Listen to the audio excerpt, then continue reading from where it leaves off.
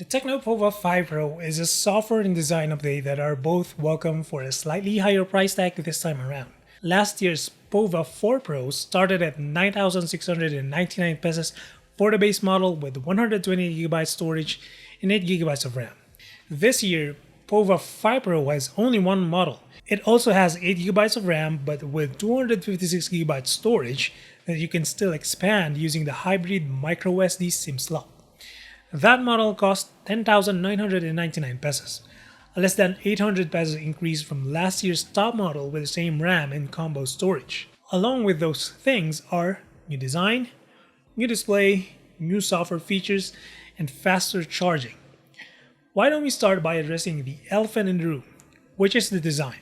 Tecno picks up where it left off with the design by offering a gamer-centric look from the backside of things. The Pova 5 Pro comes in two colors. One is the Dark Elysian Black, and the other, which is the one we have here, is the Silver Fantasy. Okay, so in the renders you can really see the silver color of the device, but in person, this looks a lot like shiny blue to my eyes, regardless of how the light hits the back panel. In severe off angles, it can look really silver, but 80% of the time, it's metallic blue. In case you haven't noticed yet, yes, the new design of Pova 5 Pro is heavily inspired by nothing phones. But unlike the more expensive ones, the back panel here is just a sticker slap on the back of the device to make it seem like you're looking at what's inside. And despite the similarities of a wireless charging coil on the back, this phone does not support any kind of wireless charging. What it does support, however, is backlit notification effects. So there are two sections that light up depending on what you have the LED set it for. In the settings, there's a feature called backlight effect. You can have the feature on when there's an incoming notification, when playing music, when charging the phone, and when playing PUBG from GameSpace, Tecno's game launcher. Although the LED is in full RGB, it does support 5 colors, but Tecno doesn't indicate it explicitly. Instead, the color of the lights depends on the kind of effects, such as soft, grazing, dreamy, party, and breathe.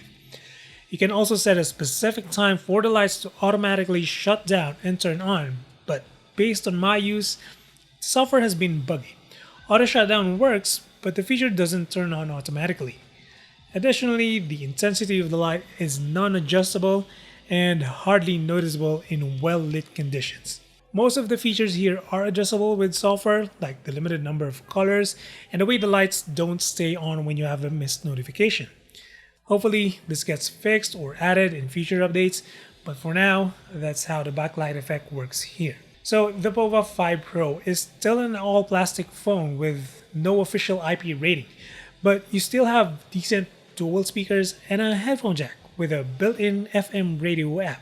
You do have to watch out for the vibrating back panel when the volume is high, as it can get irritating to some extent.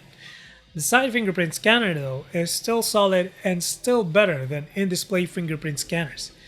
And despite the build being on the thick side, it's actually light to carry at 212 grams. As a gaming phone, the Pova 5 Pro is on the tall side. The display gets a small but significant bump in display size from 6.66 inches to 6.78 inches. Since this is a narrow phone, it's not as challenging as other large screen phones to operate and hold this phone with one hand. On the other end, you still get those thick bezels around the screen, especially the chin, which, if I'm being honest, is totally not distracting at all during my time with this phone. The refresh rate is also faster now, from 90Hz to 120Hz, but some of you may be disappointed to see IPS LCD instead of AMOLED. Both have their own pros and cons, but the thing about LCD is that gamers won't have to worry about burn-in or permanent shadowing on the screen due to long hours of use. The downside to that is that the colors, contrast, and brightness level of the Pova 5 Pro are not as good as most AMOLED. At best, the display maxes out at 500 nits, which is great for indoor use but readable at best outdoors.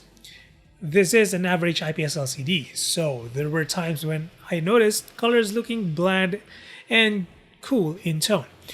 This isn't also the sharpest panel despite a 1080p resolution, and the software over-sharpening applied to video playback doesn't help in any way in making the viewing experience better.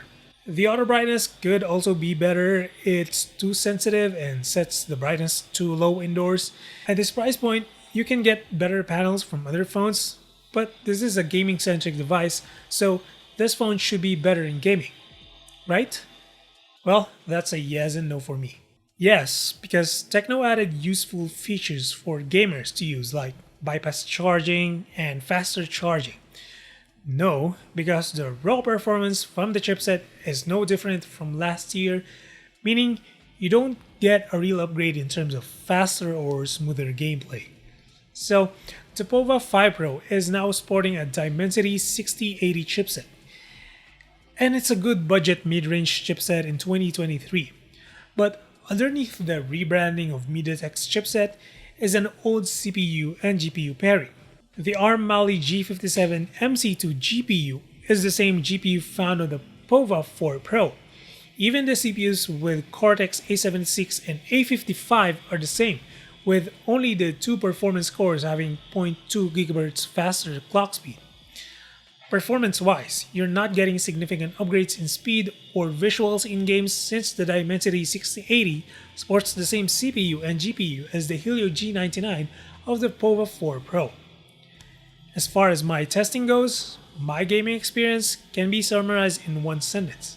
The Pova 5 Pro plays well in older titles like Mobile Legends, Call of Duty, and PUBG, but struggles to maintain decent frame rates even in low settings with newer titles like Honkai Star Rail and Monster Hunter Now.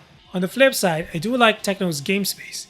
It has useful features and offers enough customization that tries to please every gamer's needs. There's off-screen gaming, which works great for me when I need to download huge resources while keeping the screen from draining the battery, the bypass charging to delay the battery degradation, and mapping the volume rocker for two more in-game functions. As far as heat is concerned, the device doesn't heat up as much as other older phones and remains warm at best during intense loads like gaming or surfing while in mobile data. When it comes to software, iOS 13 that's based on Android 13 is now cleaner and closer to stock Android. Just the organization of features in the settings is much easier to understand. But with every major software update comes extra resources and power needed to support new features. Since the Pova 5 Pro performs similarly to Helio G99, we're starting to see the limitations of the chipset. The Dimensity 6080 is good enough for single tasks. I have no problems when it comes to doom scrolling on various social apps. I can see the smoothness of that 120Hz display. What's challenging for this phone is when doing multiple tasks at the same time. When I have a video playing in picture-picture mode, the phone starts to show micro jitters and lags at times. This is easily noticeable when you're scrolling, then suddenly a video autoplays in the foreground. Phones nowadays require more power to keep them smooth and stable. Not because of the way we use our phones, like we still use the same apps for years, but because these apps have become a distraction, it tries to show you a lot of things at the same time. Video is one of the heaviest factors of them all. Then you have ads that suddenly pop up out of nowhere. All these require some processing power. Individually, they may be eating up a small portion of your resources, but when they do pile up, they become significant. Finally, we have the cameras. Nothing really changed hardware-wise, except for the 16 megapixel selfie camera that was 8 megapixel last year. For a non-camera centric phone, this isn't bad. I was expecting bad quality from a budget mid-range gaming phone, but this is acceptable even for me. I do suggest using the 50 megapixel mode of the main camera since this rids off the sharpening effect and really comes clutch when using 2x zoom. There is no ultra-wide sensor here. Instead, you have a less than 1 megapixel camera for depth purposes, which doesn't do a good job when it comes to accurately separating the subject from the background. Now, the portrait cutout is just bad, but not the worst I've seen. Techno's software likes cool tone in its images, but the colors are closer to natural than saturated, and I kinda like it. Another feature that I like, which I only see in Techno's camera app, is the tap to focus and capture. Usually it's only tap to focus, then you capture with a button. I didn't realize until now that tap to focus and capture is really intuitive and fast. The selfie camera is usable at best, But despite the higher resolution of the camera, these selfies are too sharpened for my liking. This kind of quality is best for video calling. On the video end, both the selfie and main camera can record up to 1440p or 2K resolution, which I really like in more affordable phones since 1080p is slowly becoming outdated with devices getting bigger and bigger screens like tablets and TVs. You do lose stabilization with a higher resolution, so best to use an accessory to keep the video steady for a much better quality. Tecno isn't as aggressive as other brands when it comes to software processing, but I think it needs to do better in color reproduction, especially HDR, as the output can look quite old or vintage or something out of a camera from the early 2000s. The battery capacity is significantly smaller at 5000 mAh. Last year's model was 6000 mAh, but the charging rate now is at 68 watts.